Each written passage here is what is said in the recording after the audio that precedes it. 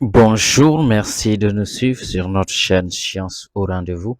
Aujourd'hui, nous allons partager avec vous la correction d'un devoir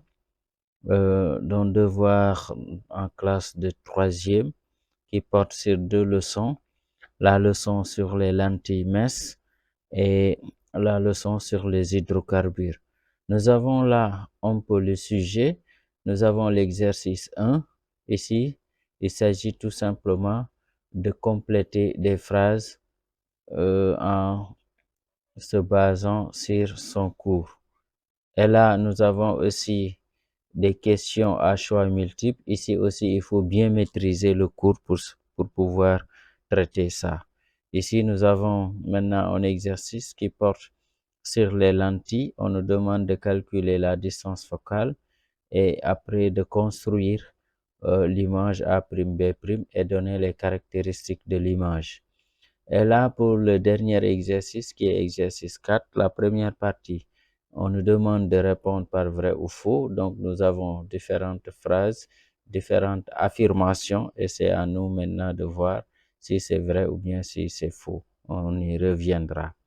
Et ici, aussi, la deuxième partie du quatrième exercice, c'est aussi des questions. Il faut remplir, ça veut dire il faut bien maîtriser son cours pour pouvoir traiter cela. Et la dernière partie, c'est ici un problème qui porte sur les hydrocarbures. Nous avons ici un alcane, on a donné la masse molaire, on demande tout simplement de déterminer la formule brute et par la suite de donner le nom. Sinon, on demande l'équation bilan et on nous demande de calculer le volume de dioxygène nécessaire et la combustion de la combustion complète. Là aussi, on nous demande de déduire un peu ici le volume d'air. Et ici, on nous a donné un peu les masses molaires atomiques. Donc, pour le carbone, c'est 12, pour l'hydrogène, c'est 1. On a donné aussi le volume molaire. On considère que c'est dans le CNTP 22,4. OK? Allons-y ensemble et suivez bien avec moi. C'est un devoir qui n'est pas du tout difficile et nous allons résoudre cela ensemble.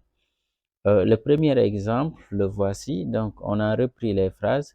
La distance des centres optiques d'une lentille au foyer image est appelée distance focale. Donc, ici, il fallait tout simplement, ici, compléter par distance focale. Et on connaît réellement qu'est-ce que c'est que la distance focale. C'est la distance entre le centre optique et le foyer image. La deuxième phrase, après avoir traversé une lentille convergente, les rayons lumineux parallèles à l'axe optique convergent en un point appelé, donc ici on complète par foyer image. Un rayon lumineux passant par le centre optique, ici il fallait compléter par le centre optique d'une lentille n'est pas dévié. Quelle que soit maintenant la lentille, que ça soit une lentille convergente ou bien divergente, chaque fois un rayon lumineux passe par le centre optique, ce rayon-là n'est pas dévié. Et ça, dans les règles, normalement, on a fait ça dans le cours. OK? Là, on nous dit là, d'une d'une lentille est l'inverse de la distance focale. L'inverse de la distance focale, ce n'est rien d'autre, la vergence. La vergence aussi est appelée convergence. C'est pourquoi d'ailleurs qu'on note ça C. OK? Ben, on peut noter ça aussi V. La cinquième question pour cet exercice, un rayon lumineux incident à l'axe optique, parallèle à l'axe optique d'une lentille, ici on peut ajouter axe optique principal, hein, d'une lentille divergente, émerge, il fallait mettre ici émerge en semblant passer par le foyer image. Donc c'est bien. Pour le deuxième exercice, d'abord, nous avons question à choix multiple. C'est donc, il faut choisir juste la bonne réponse. Ici, d'abord, il y a une bonne information qu'il faut tenir compte. On nous dit on dispose d'une lentille convergente. Coche la bonne réponse. Nous allons cocher et en même temps, nous avons fait la bonne réponse en couleur. Et là, nous avons la croix ou. Ici, on a dit un rayon incident passant par le centre optique O. est dévié, le petit a vers le haut est dévié vers le bas, n'est pas dévié. Et tout à l'heure, nous avons déjà dit que si le rayon lumineux passe par le centre optique, ça veut dire tout simplement là, le rayon là n'est pas dévié. Et donc, ici, c'est en fait question de cours en réalité. Là, nous avons un rayon incident parallèle à l'axe optique est renvoyé vers le foyer objet, émerge en passant par le foyer image et dévié vers le centre optique. Donc là, émerge en passant par le foyer image, c'est la bonne réponse. C'est pourquoi on l'a mis ici en jaune. Ici, la troisième phrase, nous avons un rayon incident passant par le foyer objet F émerge perpendiculaire en étant perpendiculaire à l'axe optique, émerge en étant parallèle à l'axe optique, émerge en touchant l'axe optique. La bonne réponse est là. Donc, chaque fois, vous avez un rayon lumineux qui passe par le centre optique, donc émerge parallèlement à l'axe optique, ok, principal, évidemment. Là, maintenant, on nous avait donné, on peut à calculer la distance focale. Et la distance focale, on sait que c'est l'inverse en fait de la vergence. Parce que la vergence étant l'inverse de la distance focale, autrement dit aussi, la distance focale notée petit f est égale l'inverse de la vergence. La vergence est nommée aussi convergence, c'est pourquoi on note ça C, donc 1 sur C. Maintenant, là, il faut faire très attention. On a mis 1 sur 50, ça nous donne 0,02 mètres. Donc, la distance focale, si la vergence est exprimée en dioptrie, la distance focale s'exprime en mètres. Maintenant, ici, on peut convertir. On a converti maintenant les 0,02 mètres. On a converti en centimètres. On a 2 centimètres. Et ces 2 centimètres-là qu'on a utilisés pour faire la construction de l'image A', A'B'.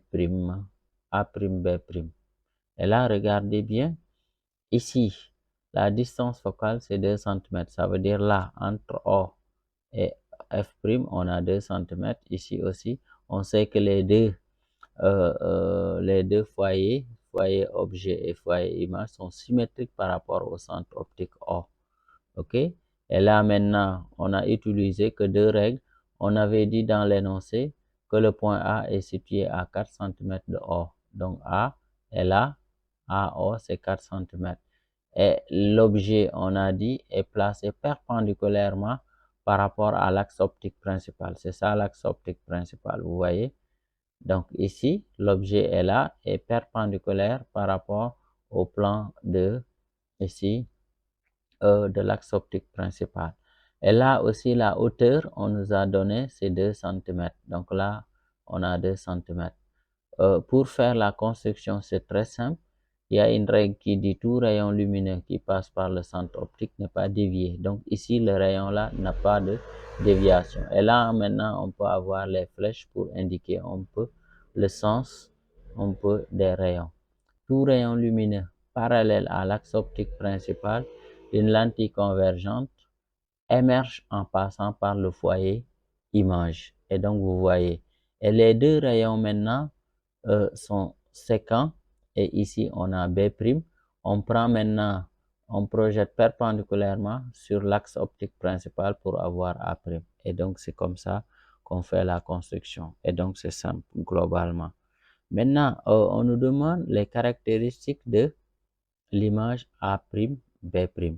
Là, si on regarde ici, d'abord la nature, l'objet se forme après la lentille. On va dire ici que la nature est réelle. Disons, ici, c'est réel.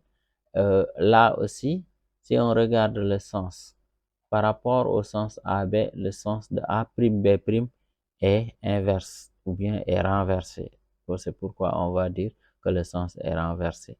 Maintenant, là, on peut comparer la taille de l'objet AB et la taille de l'image A'B'. Et les deux tailles sont égales. Et les cas particuliers qu'on a fait dans le cours, si vous vous rappelez bien, là, si un objet est placé à 2f de la lentille, l'objet et l'image ont la même taille. Et là, le foyer, ici, la distance focale, je veux dire, est égale à 2. L'objet est placé à 4 cm, ça veut dire l'objet est à 4 cm, c'est-à-dire 2f de la lentille, ce qui fait que la taille de l'image et la taille de l'objet sont égales. Et donc là, d'une manière très simple, on peut dire tout simplement ici, pour les caractéristiques de l'image A'B', l'image A'B' est réelle, est renversée et est égale à l'objet AB. Ce sont là les caractéristiques, c'est simple. On passe. Maintenant, le quatrième exercice, la première partie, on nous demande ici de répondre par vrai ou faux. Les affirmations. Un hydrocarbure ne contient que de l'eau et du carbone. Ça, c'est faux. Un hydrocarbure contient que du carbone et de l'hydrogène. Donc, c'est ça. Maintenant, si on met de l'eau, ça veut dire c'est faux. Un alcane a pour formule générale CnH2n plus 2. Ben, là, N étant un nombre entier, donc ça c'est vrai, c'est la formule générale des alcanes. L'éthylène a pour formule brute C2H4. L'éthylène étant un alcène, donc de N égale à 2, 2 fois 2, 4, donc C2H4, c'est vrai. La combustion complète d'un hydrocarbure produit du sel et du dioxyde de carbone. Donc ici, la combustion d'un hydrocarbure ne produit jamais du sel. Donc ça veut dire c'est faux.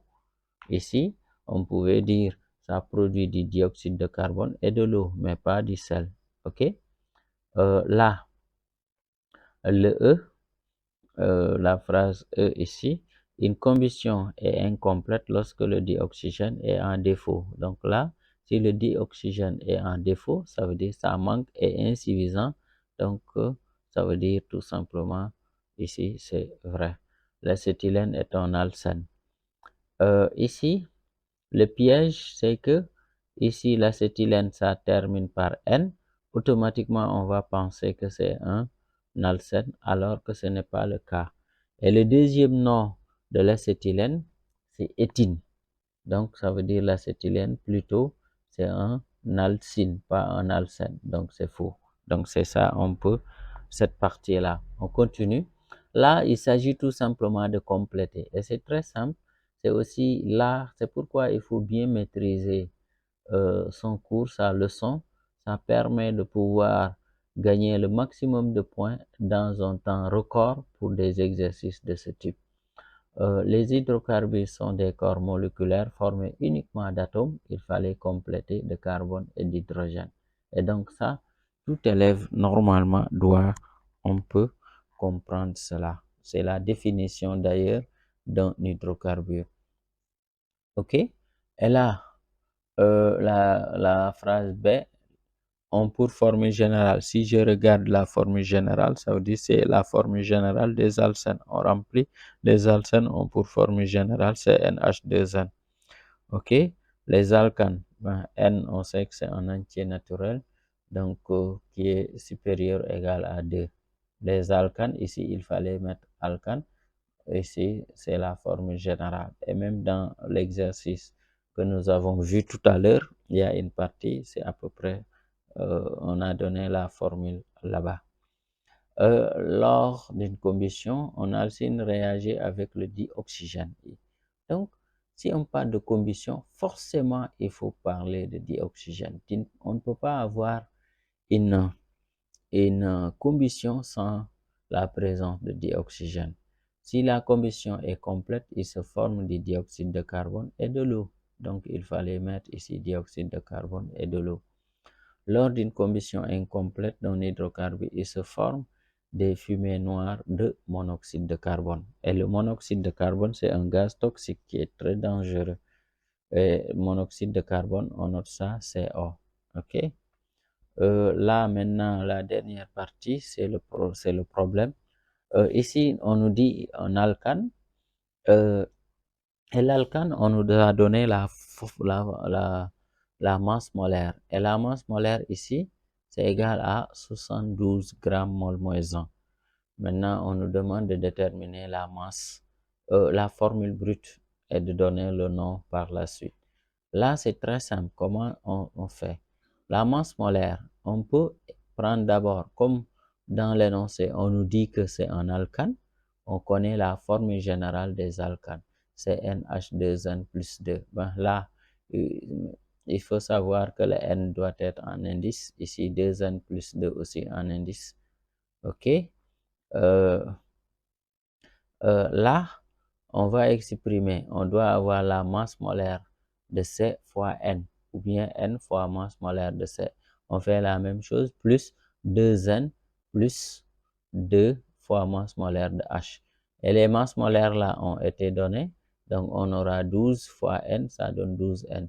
2N plus 2 fois 1, ça donne 2N plus 1 plus 2. Et là, on additionne, on a 12N plus 2N, ça donne 14N plus 2. Et on nous avait dit que cette masse molaire-là est égale à 72. Donc, on a 14N plus 2 égale à 72. Et là, nous avons en fait une équation à une inconnue. Et l'inconnu ici, c'est N. Donc là, on fait juste la résolution. Ici, 14N égale tout nombre, on avait ici plus 2, tout nombre qui change de membre, change de signe, ça devient moins 2. Donc, on aura 14N égale à 72 moins 2. Et là, on a 14N égale 70, N égale 70 sur 14. Et ce qui veut dire N égale à 5, d'où on a la formule brute C5H12. Parce que c'est un alcène, si on prend 2N plus 2, on aura 2 fois 5, 10, plus 2, ça donne 12. Donc finalement, on a C5H12. Et si n égale à 5, c'est le pentane, tout simplement. Donc le nom ici, c'est le pentane. OK, la deuxième question, on nous demande d'écrire l'équation bilan de la combustion. OK, et là, on a Cn, H2N, disons C5H12 plus O2 parce que la combustion se fait toujours en présence de dioxygène donne CO2 plus H2O, c'est-à-dire du dioxyde de carbone et de l'eau. Et là, on a fait juste équilibrer, on a 5 atomes de carbone. Là, on multiplie par 5 pour avoir 5 atomes de carbone. Il y a 12 atomes d'hydrogène, on multiplie par 6, 6 fois 2, 12, ça donne 12 atomes d'hydrogène. Maintenant, les oxygènes, maintenant, on a 5 fois 2 ici, 10, plus 6, ça donne 16. Combien il faut multiplier par 2 pour avoir 16? C'est 8. Donc, c'est ça. On a équilibré l'équation. Parce que chaque fois on a une équation, il faut que l'équation soit obligatoirement équilibrée. Maintenant, là, on a ce qu'on appelle le bilan molaire. C'est une proportionnalité qui existe entre les nombres de moles. Et là, c'est très simple. Si vous avez à faire le bilan molaire ici, qu'est-ce qu'on fait? On peut dire le nombre de moles ici de C5H12 sur son coefficient stoichiométrique. Et ici, le coefficient stoichiométrique, si on ne met rien, sachez que c'est 1. Donc, on a ici nombre de moles de C5H12 sur 1 égale à nombre de moles de O2 sur 8, OK, égale à nombre de moles de CO2 sur 5 égale à nombre de moles de H2O plus 6. Chaque fois, on divise par le coefficient stoichiométrique. Et les coefficients qu'on a mis ici devant, c'est ce qu'on appelle les coefficients stoichiométriques. OK? Maintenant, à partir de là, on nous demande de calculer le volume de dioxygène.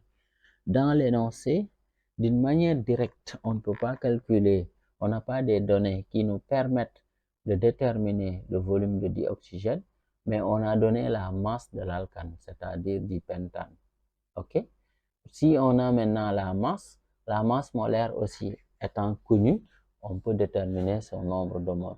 Et dans des problèmes comme ça, ce qui est intéressant, chaque fois, si on a le bilan molaire, si l'un des nombres de moles est connu, tous les autres nombres de moles, au besoin, on peut les déduire par la suite. Parce que c'est une proportionnalité qu'on a au niveau des nombres de moles. Il suffit de connaître l'un des nombres de moles et tous les autres, si j'en ai besoin, donc je peux les déterminer. Et donc, c'est ce qu'on a fait ici. Nous avons euh, la masse de l'alcane, c'est-à-dire du pentane. On connaît sa masse molaire également. Mais auparavant, on a donné la formule du volume de dioxygène. Le volume de dioxygène, c'est le nombre de moles fois le volume molaire. Et là, cette formule est valable exclusivement pour les gaz. Parce que les liquides ou bien les solides, il n'y a pas de volume molaire. Donc, on sait que le dioxygène, maintenant, c'est un gaz. Donc, cette formule est valable pour le dioxygène. Et là, maintenant, ce qu'on ne connaît pas, c'est le nombre de moles. Le volume molaire a été donné. Maintenant, comme aussi on n'a pas des données directes pour déterminer le nombre de moles, on a fait un petit détour. On détermine d'abord le nombre de moles du pentane. Et ce qu'on a fait ici. Et le nombre de moles, c'est masse molaire. Petit m sur grand m. Et là, petit m ici, c'est 7,2. Grand M, c'est 72. On fait le rapport, ça donne 0,1 mol. Maintenant, il y avait d'après le bilan molaire, on avait nombre de moles de pentane de C5H12 sur 1 égale à nombre de moles de O2 sur 8. Ça veut dire tout simplement en faisant juste une règle de 3 ou bien un produit croisé, on peut dire le nombre de moles de dioxygène égale à 8 fois le nombre de moles de pentane de C5H12. Et là, on calcule, on a 8 fois 0,1, ça donne 0,8. On a le volume molaire. Et la formule qu'on avait posée, c'était nombre de moles fois volume molaire. Nombre de moles, c'est 0,8. Le volume molaire, c'était 22,4. On fait le produit. Donc, le volume de dioxygène égale à 17,92 litres. Maintenant, quel est le rapport entre le volume d'air et le volume de dioxygène? En classe de quatrième, on étudie un peu l'air. Et l'air, d'une manière globale, c'est un mélange en fait de gaz qui est composé environ un peu de 78% de diazote et environ de 20% souvent 20%, souvent on donne 20% ou bien 21%. En tout cas, c'est 20, quelque chose comme ça. Si prenons 20%, 20% de dioxygène. Et 20%, c'est 20 sur 100. Et si on prend 20 sur 100, on simplifie, c'est un cinquième. Ça veut dire le volume de dioxygène, c'est égal à 1/5 du volume d'air. Autrement dit, le volume d'air, c'est égal à 5 fois le volume de dioxygène. C'est la formule-là, c'est capital pour déterminer le volume d'air. Étant donné, on vient de calculer le volume de dioxygène, donc on prend tout simplement le volume de dioxygène, on multiplie par 5. Ici, ça nous donne tout simplement 89,6 litres. Donc, c'était ça qu'on voulait partager avec vous. Merci de nous avoir suivis. Merci de liker la vidéo, de la partager et surtout de vous abonner si ce n'est pas encore fait. Merci.